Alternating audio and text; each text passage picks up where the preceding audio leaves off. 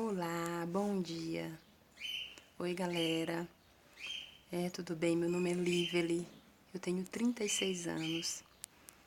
Atualmente eu estou aqui em Brasília, Distrito Federal. Moro aqui há quase 11 anos. Sou natural do Piauí, nordestina nata. Eu vim aqui contar uma história para vocês. É uma história real que aconteceu há 19 anos atrás, né? E eu tenho certeza que muitas pessoas vão se identificar com a história, com a superação, com tudo que foi vivido.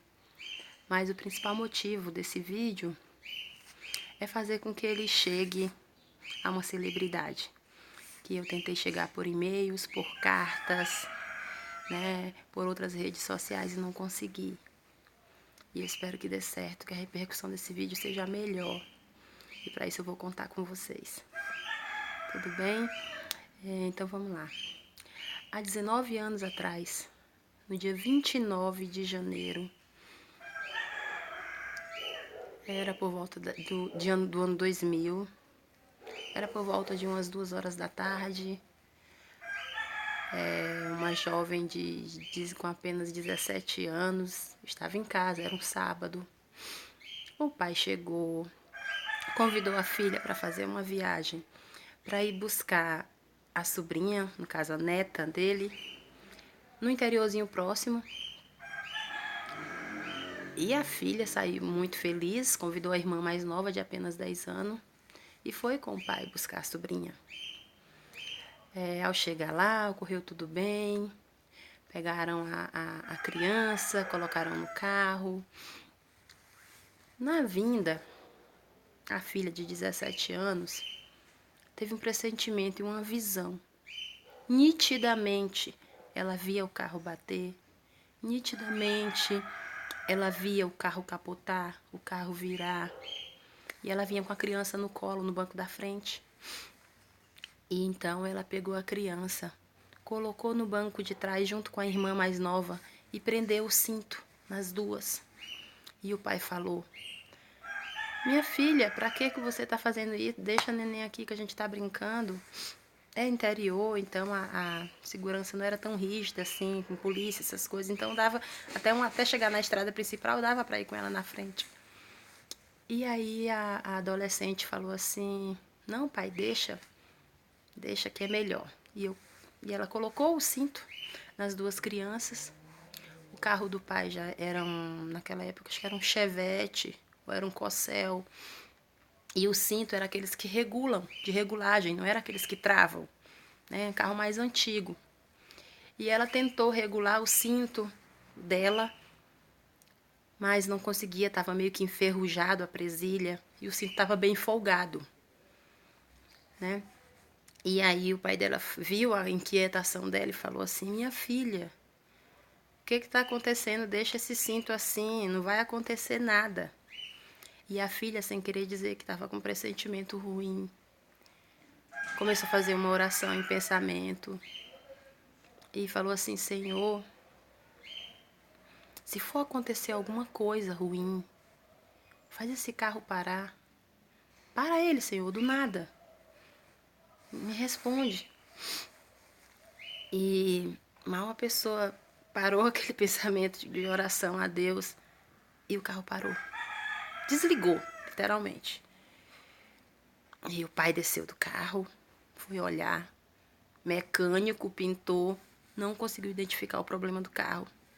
Depois de 1 hora na estrada parado, a adolescente falou assim: "Senhor, foi o Senhor que falou comigo?" A adolescente, sem acreditar, falou: "Não, não foi."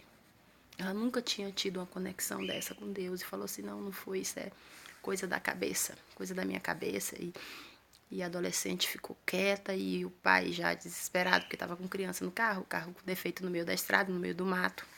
Passou uns caminhoneiros que estavam carregando lenha e pararam, viram que a gente estava com o carro com problema e pararam para olhar. O motorista desceu e eu lembro perfeitamente. Ele pegou um alicate, apertou uma pecinha do carro que tinha entrado ar e o carro ligou e pegou perfeitamente. E aí meu pai falou assim: nossa, parece que essa viagem não tá querendo dar certo. E a adolescente disse: ah, pai, bobagem, vamos embora. E aquela agonia continuou e a adolescente continuou tendo visão. E ela teve um momento que ela viu que era tão sério e ela falou assim: Senhor, foi o Senhor que falou comigo? Se foi, para esse carro novamente. Gente, por Deus. Uma pedra. Era aquelas estrada de chão com pissarras. E uma pedra bateu embaixo do carro e arrancou a mangueira da gasolina do carro. E o carro desligou e rapidamente a gente sentiu aquele cheiro de gasolina. Meu pai parou o carro, olhou lá embaixo e estava derramando muita gasolina. Ele foi lá, colocou a mangueira e falou: meu Deus, o que está acontecendo? E nessa hora eu falei assim, a gente botou a mangueira e seguiu viagem. Eu falei assim: Senhor, pelas 2 vezes que o Senhor me respondeu e falou comigo, eu só quero te pedir perdão se eu ignorei. Mas protege minha família, livra minha família. Se for acontecer alguma coisa, que aconteça só comigo. E então eu falei amém. Isso tudo em pensamento, eu não queria apavorar meu pai, que eu tava com essas coisas, até não sabia se ele ia acreditar. Meu pai é católico, mas ele não é muito de ir na igreja, ele é muito reservado, muito quieto, minha mãe também. Então eu falei assim: que aconteça só comigo, Senhor. E nessa hora a gente estava passando por uma curva na estrada. Quando meu pai virou o carro na curva, vinha um carro na contramão, com um rapaz e um homem mais velho. O rapaz deveria ter uns 17, 18 anos, não sei exatamente. E eles vinham na contramão, do lado da gente. Meu pai tentou puxar o carro para a esquerda, mas não deu tempo. Então a pancada pegou toda do lado direito, do lado do passageiro onde eu estava. E com o impulso da pancada, que foi muito forte, eu voei do banco e fui de encontro ao para-brisas. Por causa do cinto, eu não saquei fora do carro, não voei pelo vidro, mas como o cinto estava folgado e não tinha trava, o tanto que ele estava folgado ainda me deixou chegar até o para-brisa. Então, quando eu encostei no para-brisa, o vidro explodiu no meu rosto, fez um estrago. Naquele mesmo momento, a única coisa que eu imaginei foi: tô morrendo, morri. E eu só queria ver se alguém mais tinha se machucado além de mim. E muito tonta com a pancada e aquele barulho de zumbido no ouvido, eu consegui levantar a cabeça e olhar para ver se tinha acontecido alguma coisa com o pessoal do outro carro. E eu vi os dois saindo do carro. E nessa hora eu fui desfalecendo. E fui perdendo a visão e perdendo o sentido. E eu falei assim: Senhor, não me leva agora. E, gente, uma coisa inexplicável. Nesse mesmo momento, eu puxei o fôlego, não desmaiei. Meu pai me ajudou a tirar o cinto porque eu tinha muito sangue no rosto. Eu não estava enxergando nada. Porque além do sangue, tinha a pele do meu rosto em cima dos olhos. Eu quebrei todo o lado direito do rosto. Todo o lado direito do meu rosto afundou. Ficou um buraco. O meu nariz, aqui também, partiu, abriu, também quebrou. Esse buraco do nariz ficou um só, cortou aqui, cortou a boca. E todo esse lado do meu rosto ficou um buraco. E essas partes do meu rosto aqui, a sobrancelha ficou empendurada em cima do olho. E nesse momento eu ainda não tinha olhado. Fui acalmar a minha irmã mais nova, acalmar minha sobrinha. Crianças estavam chorando muito.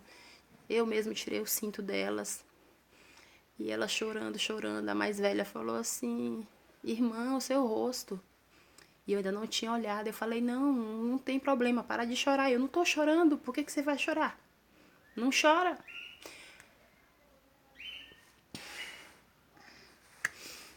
E eu peguei as duas, levei pra longe do carro, porque tava um cheiro muito forte de gasolina. E eu fiquei com medo que pegasse fogo. Os 2 caras saíram correndo, dizendo que iam pedir ajuda, mas não socorreram a gente. Um deles me entregou uma flanela que eu pus no rosto. E depois de tirar minhas irmãs de perto, minha sobrinha e minha irmã de perto do carro, e de ter acalmado elas, eu fui onde estava o meu pai. E meu pai me olhou e falou assim, ele pegou aqui no meu rosto com as duas mãos e falou assim, meu Deus, por que eu não morri? Por que isso não aconteceu comigo? E eu falei, para, pai, de falar bobagem. Então eu fui no carro e olhei pelo vidro do carro, meu rosto. E aí eu falei assim, nossa, pai, o meu rosto. E aí eu quis chorar.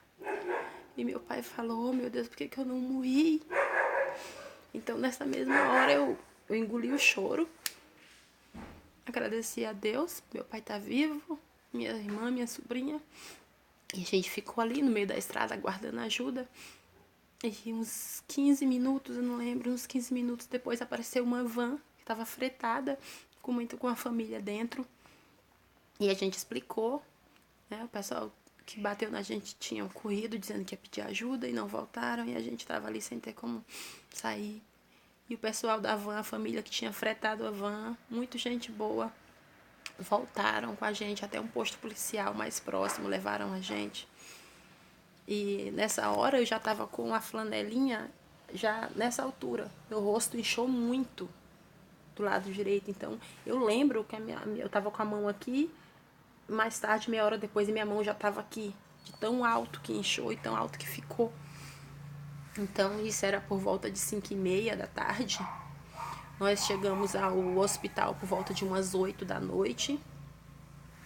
A viatura levou a gente. Quando eu cheguei lá, a minha mãe já estava lá, o meu tio, o meu irmão, todo mundo desesperado quando me viu.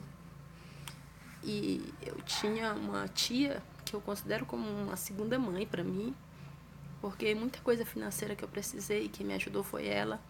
Em questão de conselho, ela é muito amiga, então eu converso muita coisa com ela. Às vezes eu converso primeiro com ela do que a minha mãe. E eu pedi minha mãe para chamar ela, porque eu ia pedir para ela pagar uma cirurgia plástica para mim. E ela estava grávida de 6 meses. E todo mundo apavorado. Minha mãe chamou minha tia. Minha tia ficou muito assustada nesse dia. Bateu o carro levemente na traseira de outro carro lá, grávida, tadinha. E aí eu falei, eles queriam pontear meu rosto. E eu falei, mãe, não deixa, eu não quero pontear o rosto. Vai ficar muito feio, vai ficar muita cicatriz. Sem dizer o buraco que eu ia ficar no rosto do lado direito, porque essa parte aqui da minha face afundou. Então ia ficar um buraco profundo.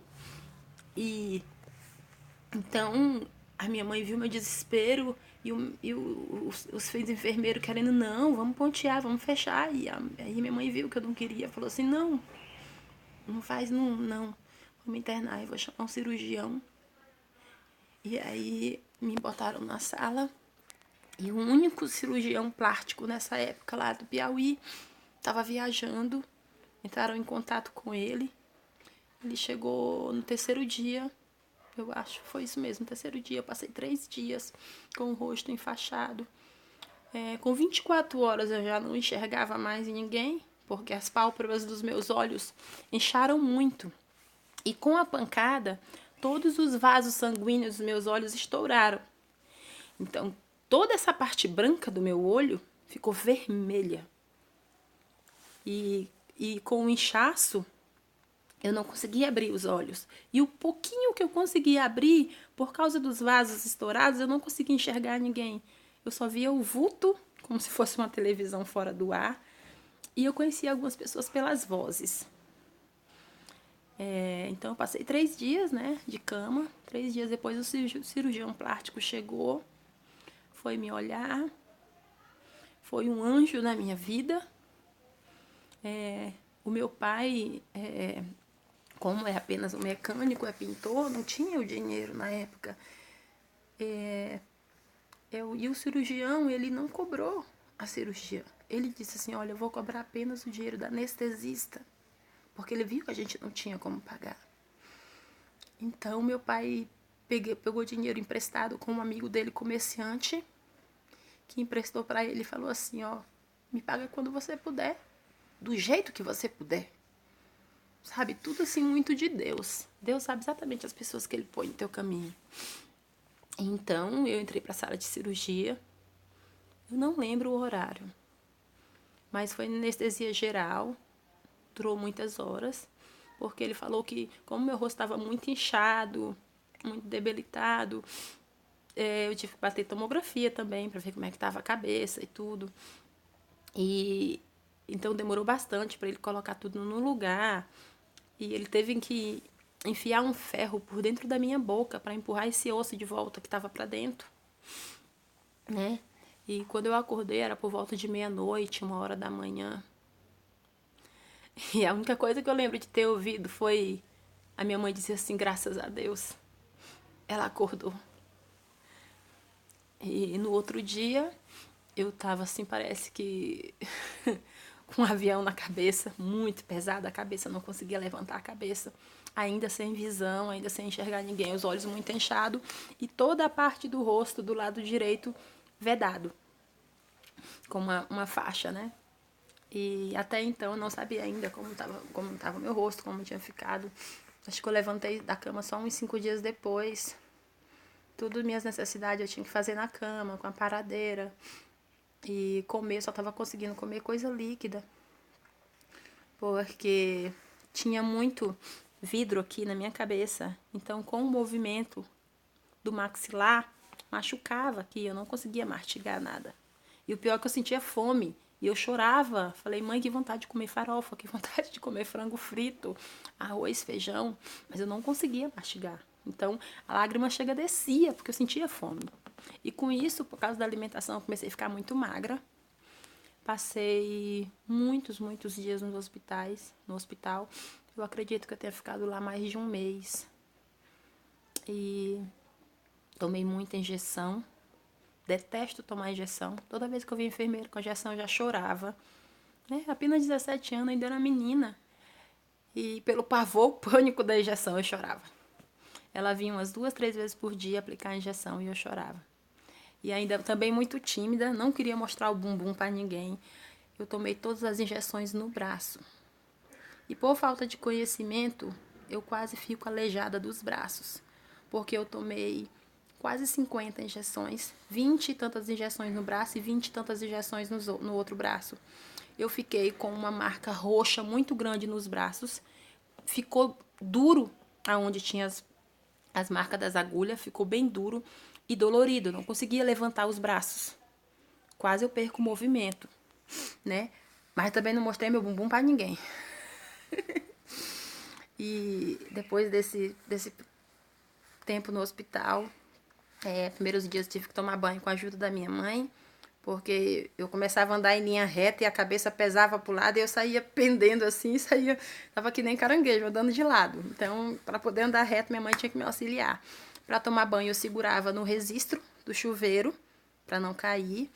E tomava um banho bem rapidinho e sempre segurando, eu nunca com as 2 mãos soltas. Sempre que eu ia passar o sabonete no corpo com a mão, eu me segurava com o outro no registro do chuveiro para não cair.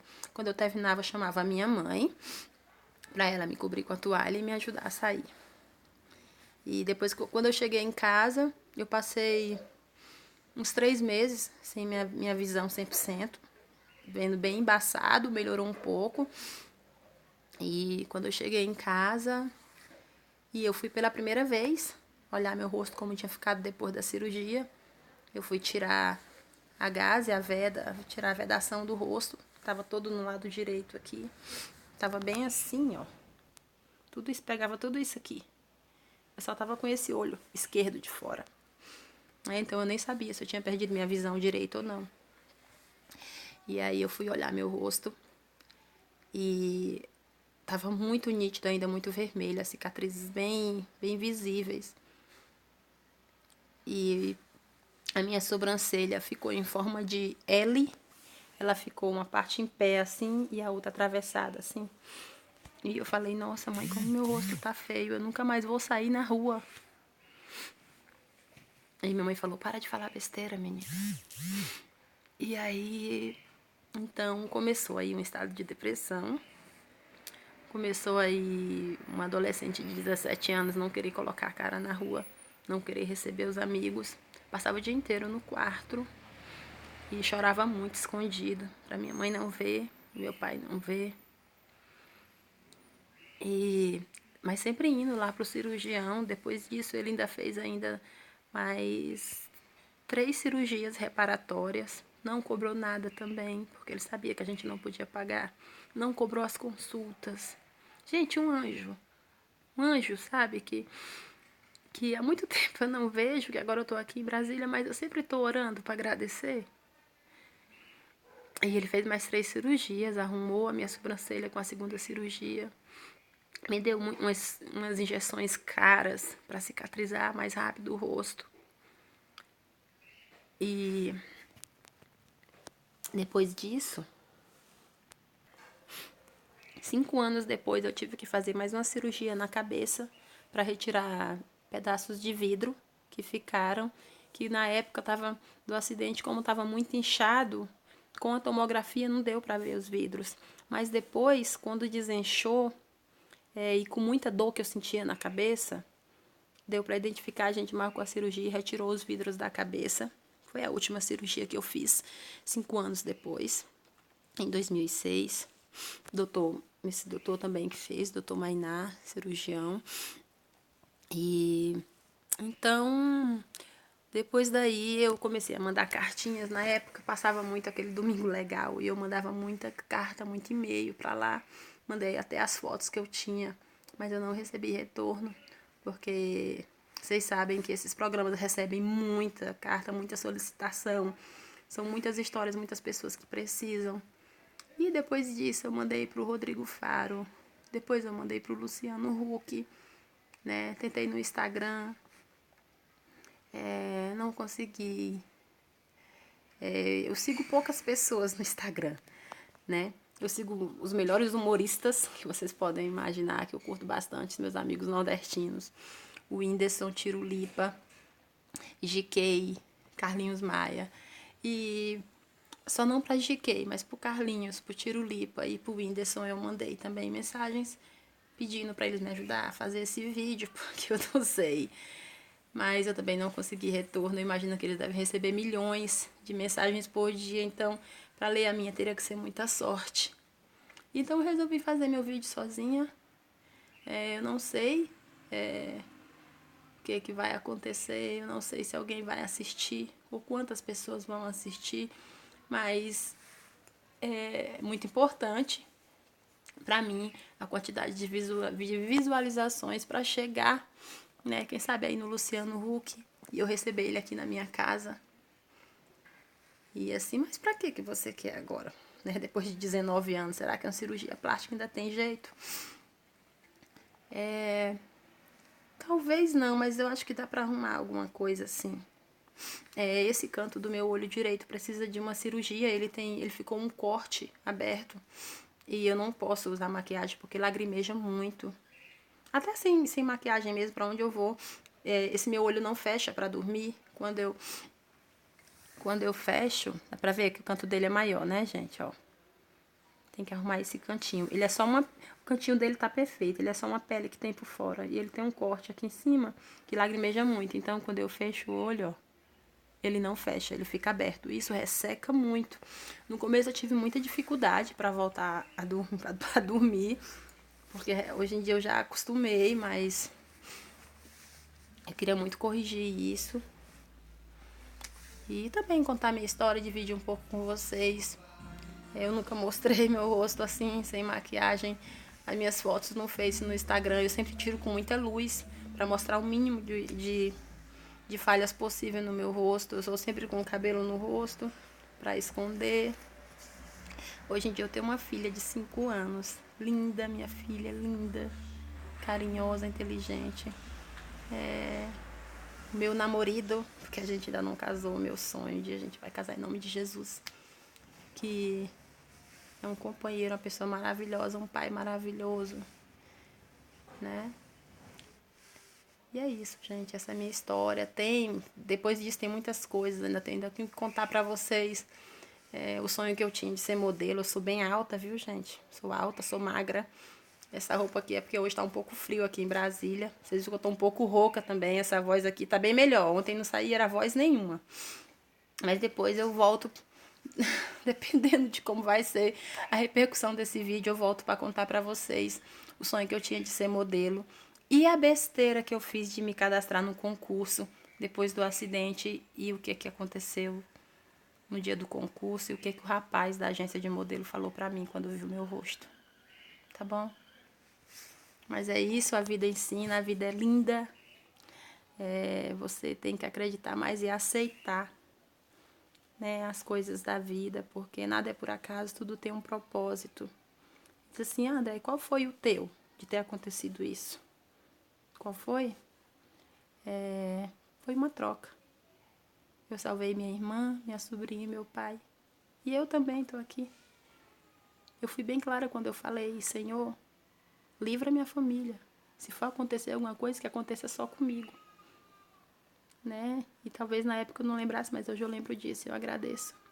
E agora eu tô correndo atrás, eu sei que eu vou conseguir arrumar o meu olho, arrumar o cantinho do meu rosto, né? Contar a minha história e poder olhar mais pra frente para as pessoas sem estar escondendo o rosto com vergonha. Tá bom? Fica com Deus, um beijo a todo mundo. Essa foi a história real, minha. Eu espero que vocês tenham gostado. E que se alguém passa por alguma coisa assim, confia em Deus, não fica triste, não. Deus é tão maravilhoso. A vida da gente é tão maravilhosa. É porque algumas pessoas, elas priorizam beleza. Mas, na verdade, beleza é a espiritual que você tem que olhar do coração.